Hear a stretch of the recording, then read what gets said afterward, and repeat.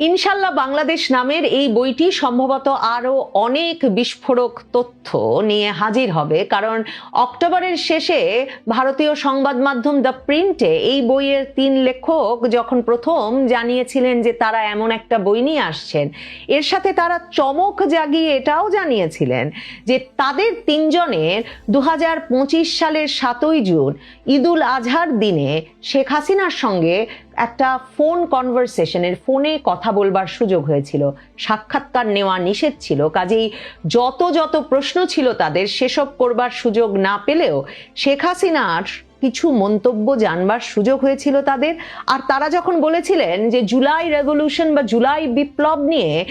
তারা বই লিখতে যাচ্ছেন, সাথে সাথে নাকি খুব ভালো মুডে থাকা শেখ হাসিনার গলাটা বেশ শক্ত হয়ে আসে, স্টার্ন হয়ে আসে, এবং তিনি বলেন যে একে বিপ্লব বলবেন না, কারণ এটি ছিল ছাত্র আন্দোলনের নামে তাকে ক্ষমতাচ্যুত করতে আমেরিকার পরিকল্পনায় পাকিস্তানের বাস্তবায়নে একটা সন্ত্রাসী হামলা মাত্র। এই ধরনের আরো অনেক তথ্য এবং মন্তব্য জানবার জন্য সম্ভবত বইটি হাতে আসবার অপেক্ষা করতে হবে।